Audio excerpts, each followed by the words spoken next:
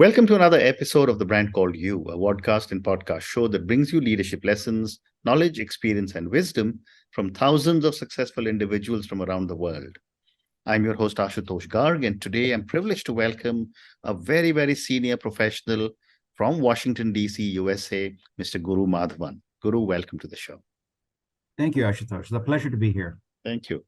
Guru is the Norman R. Augustine Senior Scholar and Senior Director of Programs at the U.S. National Academy of Engineering. He has contributed to the research and development of cardiac surgical catheters for ablation therapy and neuromuscular stimulators for improving blood circulation. He has served as a vice president of IEEE USA and was a founding member of the Global Young Academy. He's been named as a distinguished young scientist by the World Economic Forum. And of course, with this kind of background, he's been awarded, felicitated, and recognized several times. So, Guru, before we talk anything about the National Academy, tell me a little bit about your own journey. Thanks, Ashutosh. I was born and brought up in India. I fell into engineering pretty much like how an Indian arranged marriage works. So pretty much everyone around me was doing that. So I entered it. But I think I really fell in love with engineering years later when I recognized the true significance of what it meant from a historical, from a philosophical, from a sociological, and a public policy perspective. Now, this is something that's not explicitly presented when you're training in engineering. Of course, you get trained in the nitty-gritties and so forth. But I think over the years after I became an engineer, it became abundantly clear that kind of the broader consequences and the cultural responsibility engineering has had since the outset of humanity. Right. It may have been the original choice we as humans may have done when we started building tools. So it was simultaneously a survival strategy, a coping mechanism, and a vision setting platform for us to take one route over the other. So in a much richer sense, that's how I really understood the deeper significance of engineering. It was basically years after I became an engineer. You know, you're so right about how you just said that you were introduced to engineering almost like an arranged marriage. I'm much older, and I remember we only had 3 careers: doctor, lawyer, engineer, and I didn't get into any of them. Yeah, and I think in an Indian context, it's basically all of the above, the multiple choice. Absolutely. So let's talk about the National Academy of Engineering. You know, you told me about how you got interested in engineering, but you decided to focus on the field of complex systems and how they interact with humans. Tell me a little more in easy to understand terms. Sure. My undergraduate and kind of early engineering career focused on the kind of the themes of controlled systems. How do you make a refinery run efficiently? How do you think of manufacturing systems that produce toothbrushes to cars? And so how do we really organize the systems that are goal-bounded, deeply constrained by cost, schedule, technical requirements? So we were looking at the controllables principally. And in some instances, they need not involve humans at all. Ultimately, what mattered was whatever is coming out of the systems that you're designing, if it is actually being applied in a way that's adding convenience and comfort to humans. So that's how I was thinking about it. However, after coming to the United States and pursuing my graduate work and my industry work really led to a deeper revelation that I think bulk of our systems are more complex than the ones that can be easily controllable. And the trouble begins when you treat a complex system that adapts and behaves, has its own strategies, so to speak, and you try to control it. That's where the trouble begins. The moment you try to tame an untamable system, so now you're operating in the realm of kind of wicked systems, but not necessarily, because some of them can be shaped to achieve certain resolutions over, say, solutions that are more mathematically amenable and so forth. But that's to just give you a kind of a hierarchy very briefly on the kinds of problems that kind of are involved in a complex systems. first you have something what I would call a hard system, which are defined by customers, explicitly suggested by sponsors, so to speak, and there is a market need for it. And engineers have done a fantastic job in basically honing that territory. They can be materially solved, mathematically manipulated, and so forth. Like engineering an ATM system, or coming up with a barcode system where you can put a sticker on every avocado and banana and track it from source to extinction. And so basically every perishable good has an imperishable barcoded identity. In a way, we all do. So engineering has done very well there. The second class is maybe soft problems, where you have the political and the behavioral complications that add more nuances than possible by numbers to understand them. Like thinking of traffic, you cannot really solve that problem per se. You can only go so far by adding more capacity, by new bridges, roads even. Those are kind of hard solutions that don't really work for a soft problem set like this. So you have to really think in terms of a psychological willingness to pay, so to speak. How much are you willing to pay for using a service when the demand for it is at its highest, like using a road during peak hour? So that kind of brings together the kind of the economic theory, the kind of the broader philosophy of fair pricing, and the human psychology of willingness to pay. How much are you willing to pay to cross a bridge at X, Y, and Z versus taking a tunnel, which is completely free at a certain time, which is a little bit away from the bridge. The third one, I think this is where the hard and the soft problems interact to produce a kind of messiness. So in a messy problem, what you do is you cannot necessarily solve a problem or resolve a problem like you did for traffic, but you have to think of something entirely different. You have to begin transforming the problem. So you have to start dissolving it, which means you have to completely reshape the problem out of existence. And engineers are extremely good at doing one or two things here. And a basic engineering concept that works here, that I use routinely, that's helpful to make a better sense of messy problem, is a fast Fourier transform. So it's a mathematical theory where you're collecting all sorts of data in the time domain, really, as it comes in its velocity, variety, and so forth. It makes no sense to you because they're all in very different patterns. They're trying to say something you don't, and I think our cognition doesn't really work that way. Mathematically, if you convert it, basically invert it into the frequency domain, you start seeing spikes. You start seeing pattern in a much more different way. So what was not possible to view in a time domain makes crystal clear sense in a frequency domain. Not all problems can be converted into frequency domain. It requires a very different kind of a cognitive capacity to do that. But I think this is the kind of transformation we're talking about messy problems. I'll give you an example. How do you think of local traditions, whether it relates to cleaning of the river Ganges in India, which I've read about in Varanasi? And there are many different ways to approach that. You can encapsulate that as an urban development problem, bring it as and develop malls around it and so forth. But at the same time, how do you actively incorporate local rituals into the engineering of it? Now, that's a messy problem. It doesn't fall within the standard hard and the soft criteria. So wickedness emerges with a mixture of all these three: hard, soft, and messy problems that requires the complex systems approach innately. Wow, what a great response. Thank you. Guru, you've also written about the importance of interdisciplinary collaboration and the need to bring together experts from different fields to tackle complex challenges. And, a few minutes back, you've spoken about 2-3 different types of examples, whether it's a tunnel example or a traffic light or the river Ganges.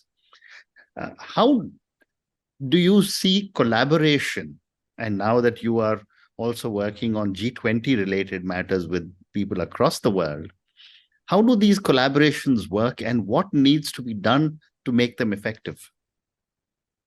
A fundamental impediment that we have, and I think we have gotten good in terms of what we might call hypercognition, which is like we are used to the sheer velocity of information coming at us. Whether we are successful at it, whether we're effective at it, is a different story. We have gotten used to it. So hypercognition exists that way. But my real problem, and what I think is the serious challenge that we have, both within engineering or in general professional or business development, is hypocognition, the exact opposite. which is our competencies are fundamentally limited by what we can conceive. And that links to our tendency to unthinkingly apply familiar, comfortable frameworks that we have cultivated over years on pretty much anything that's in front of us, even if that framework is irrelevant or inept. And the example that comes to mind is like, this is in the early 1800s when the Americans tried to introduce ice blocks in the island of Martinique. The concept of ice blocks was so foreign to that island, they didn't know what to do with it. Right. They just let it sit there and ice blocks melted. Now we know the value of ice blocks. We freeze everything. And of course, the entire refrigerated grocery industry exists because of that thing. But at one point in time, it was an utterly foreign concept. Right. Naturally, it takes time for us to think through this. So clearly, let's attach significant value to the time there. But it also involves us thinking at least in a few other dimensions than what we are naturally comfortable in doing. And an individual may or may not have the facility or the time or the responsibility to do so, which naturally leads us to think a little bit external, which requires a more collaborative approach to thinking about complex problems like the ones that we have touched upon here. That's also important to understand how failures actually happen. And this is something that's deeply interesting to me, because the way I see engineering, and one of the other compelling factors in engineering, is you're simultaneously, at any point in time, maybe even at the same time, operating between the bounds of wonder and worst case scenarios. Now, both of them are required for engineering to do this. And sure, you lead a restless life that way, but that's something that I've chosen to live with. Now, if you look at how failures happen in a systemic level, you got a bunch of different entities or units that, let's say, compose a system. Let's say in a university, it's departments or government agencies or corporate offices and so forth. Each of them following their own strategies for success, survival, reproductive fitness, if you want to use the evolutionary metaphor kind of thing. Each of them following their own strategies.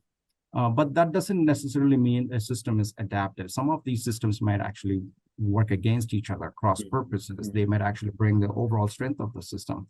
Now, this is what you would call a CAS2 system, complex adaptive system 2, which means there's another one, which is CAS1, which the overall system itself operates holistically, cogently, compellingly, like an immune system works, like an ant colony. It's a well-coordinated strategy, and one thing leads to another. Every step is interlinked with the other kind of thing. So now the real design question here is, if I can provocatively use that in an evolutionary sense, the real engineering problem is, how do you convert a CAS2 system into a CAS1 system?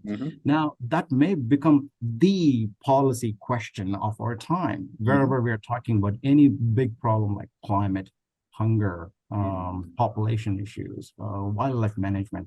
How do you convert CAS2s into CAS1? It's a profound question. And I think this is where what we don't talk about is we are really good at understanding complex adaptive systems. We have a good sense of how these things work. And we have done so at least in literature for the past 60, 70 years. But I think practicing engineers have had these insights maybe for millennia when they built Indus Valley civilization and even before some of the native traditions and so forth. So I think they had the intuitive sense there, maybe not the literary sense. But now we need to be thinking about complex maladaptive systems, how things go wrong and how one cascades into another. Sounds very negative and pessimistic, but no, it's actually crucial. And this is where it takes us to the kind of between the wonder and the worst case thinking. So collaboration is deeply essential to bring the kind of diversity of questions to address basic, simple questions, not advanced, sophisticated questions. Amazing. You make engineering seem so easy to understand, and what you're talking of such complex topics. But my next question to you, Guru, is that how can engineers balance the need for innovation and progress around ethics and social responsibility, particularly in fields like artificial intelligence and biotechnology, areas that you work on?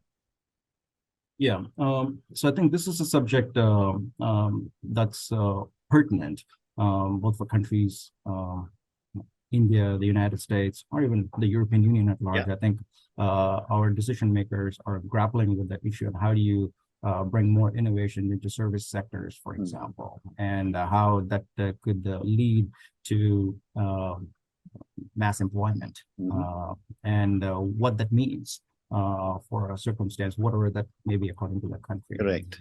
But the the the caution that one needs to take is, however vital and important innovation is, we shouldn't resort to making innovation the default approach for economic development and so forth.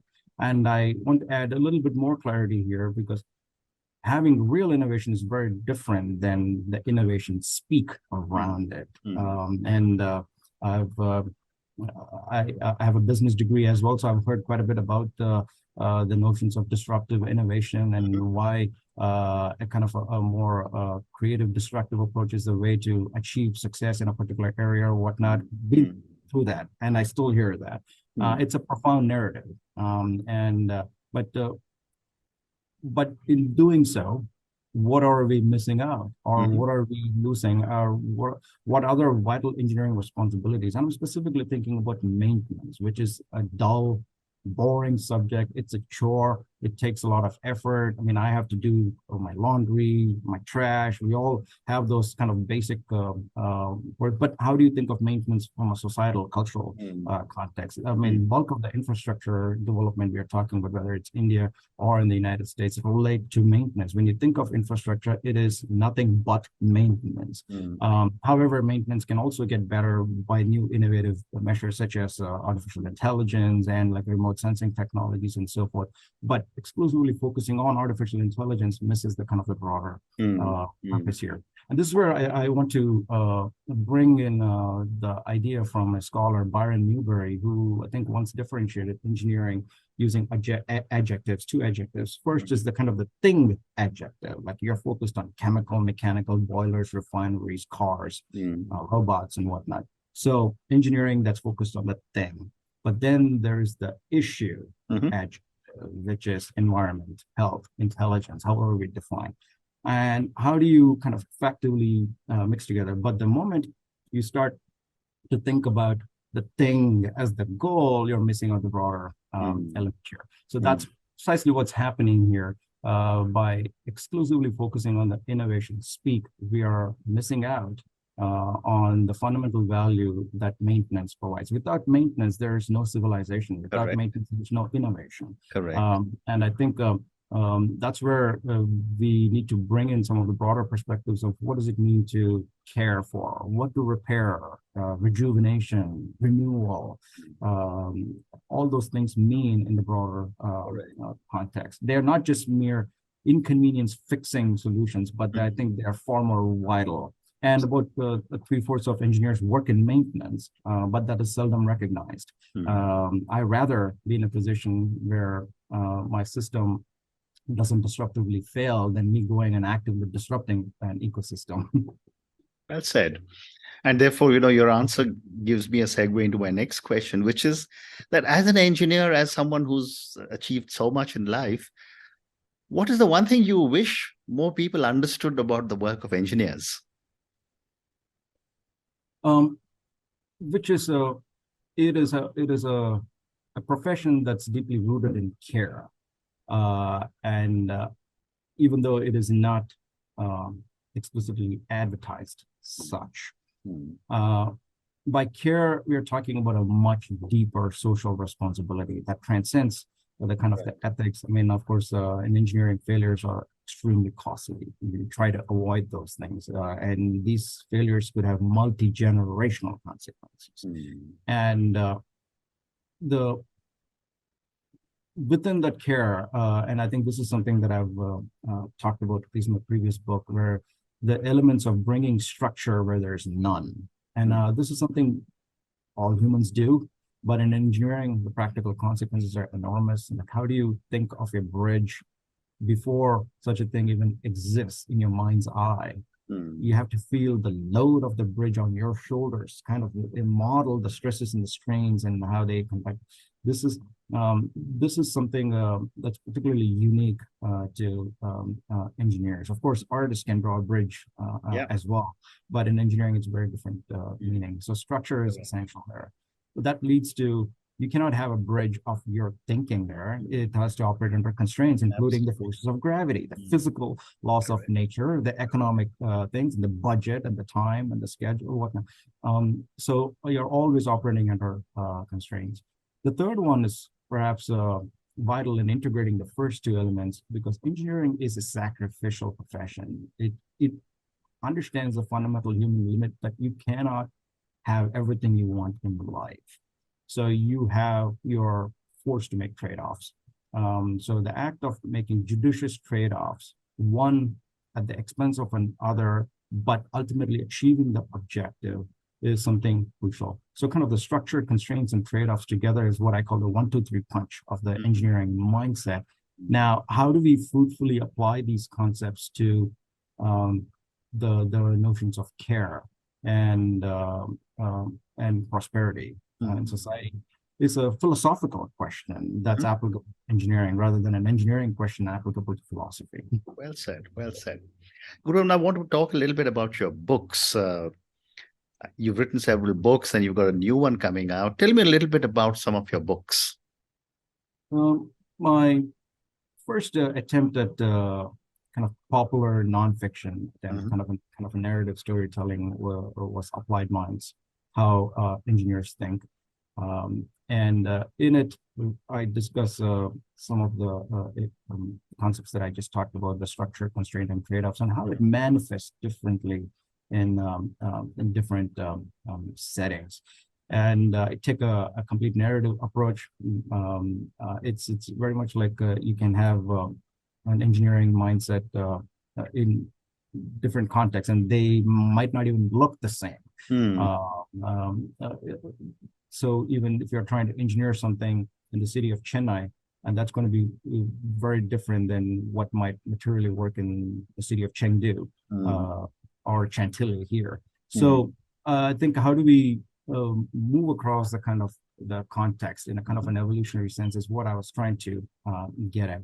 But that book led me to, oftentimes, you have to resort to stories that have a nice beginning and a nice ending with a twist in the middle kind of thing. But the world of complex systems doesn't work that way, because the surprises are usually in the end, where you just don't even know. And sometimes that surprise becomes a whole new beginning for another one. So it's like a relay race of complexity. And that has informed my next book, which I've just completed, which is all about wickedness.